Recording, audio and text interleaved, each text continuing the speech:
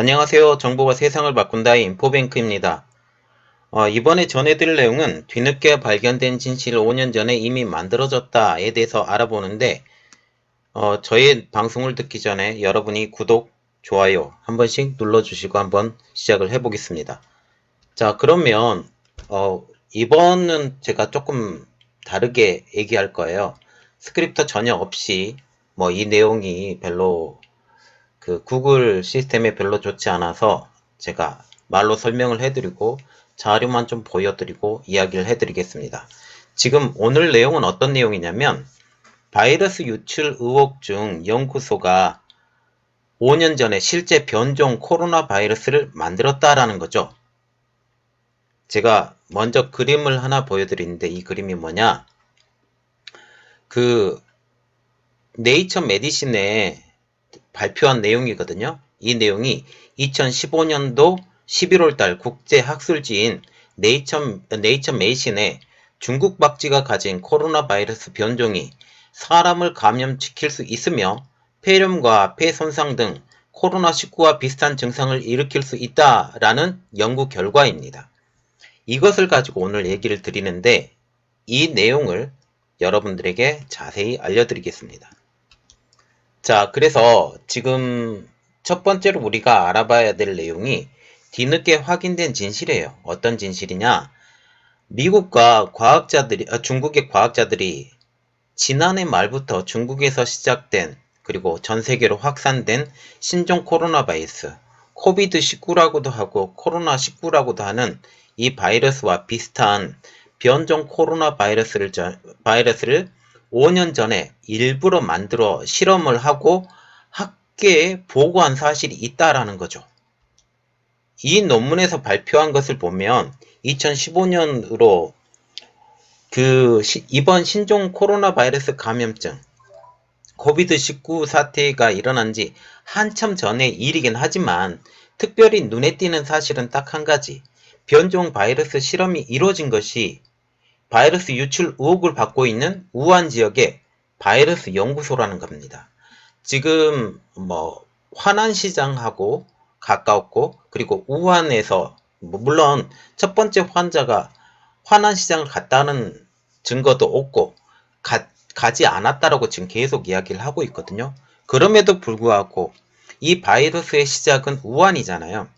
그런데 이 우한 지역의 바이러스 연구소에서 무려 5년 전에 이것과 비슷한 신종 코로나 바이러스 감염증과 비슷한 바이러스 실험을 했다라는 것이죠.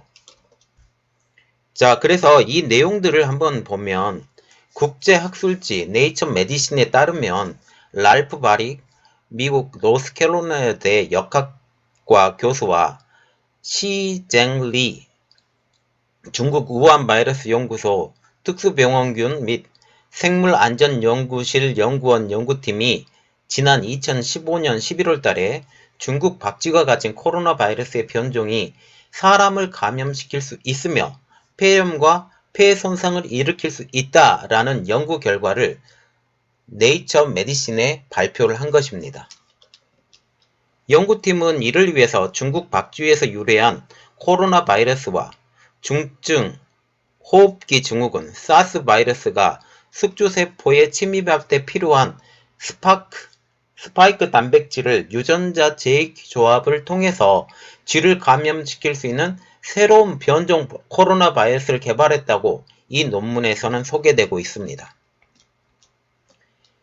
그래서 바이러스는 표면에 있는 스파이크 바이러스 단백질을 숙주세포의 수용체에 결합시키는 방식으로 세포 안으로 침입한다라고 이들은 말을 하고 있는데 사람의 호흡기 세포에도 이 수용체가 존재한다라는 거죠.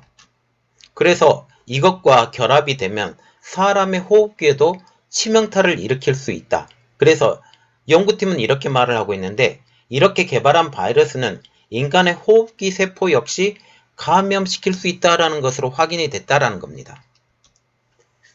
이들이 왜 이런 실험을 했을까? 그 실험 목적을 한번 보면 연구팀은 이런 실험을 하게 된 목적에 대해서 이렇게 말을 하고 있는데 박쥐에서 유래한 변종 코로나 바이러스가 발생했을 경우 인간에게 만약 퍼지게 된다면 어떠한 영향을 미칠까? 그리고 어떻게 치료할까에 대해서 연구하기 위해서라고 밝히고 있죠. 이런 이유로 논문 제목도 이렇게 말을 하고 있어요. 사스를 닮은 박쥐 코로나 바이러스의 인간 전염 잠재력으로 소개를 하게 된 것입니다. 실제로 연구팀이 이 바이러스를 쥐에 노출시켰거든요. 쥐에 노출시켰더니 호흡기 세포에 침입해서 세포도 변형시키고 폐렴과 폐 손상을 일으켰다 라고 발표를 하고 있습니다.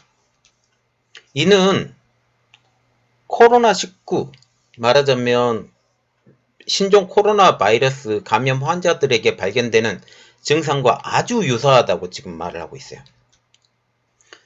지금 실제로 중국 질병예방통제센터는 지난달 24일 날 미국 의학협회지인 JSMA의 이 코로나19 임상 사례 보고서에서 이렇게 발표를 하고 있는데, 코로나19 감염 환자 가운데 19%가 폐렴, 호흡곤란, 폐 손상 등을 겪었다고 보고를 하고 있죠. 그래서 지금 5년 전에 이들이 했던 실험과 거의 흡사하다라고 지금 계속 보고 있습니다. 그런데 이 내용들이 현재 일어나고 있는 코로나 바이러스와 비슷하지만 좀 다른 점이 있다고 얘기를 하는데, 연구팀이 당시 개발한 변종 코로나 바이러스는 코로나 사태가 야기한 바이러스와 같은 바이러스는 아니다라는 거죠. 하지만 가장 유력한 숙주였던 박쥐에서 유래했고, 동일한 경로를 이용해서 숙주세포를 침입해 비슷한 증상도 일으키고, 또한 치료제나 백신이 어렵다는 점에서 상당히 닮아있다라고 지금 얘기를 하고 있습니다. 그래서 지금 보면 이것을 개발했던 연구팀이 미국과 중국이에요. 그런데 특히 중국에서 이것이 일어났다면 이 연구를 했던 것들이 다 중국 연구소에 다 보관이 돼 있을 거라고 생각을 합니다. 그렇게 되면 이 바이러스 연구소가 의심을 많이 받게 되겠죠.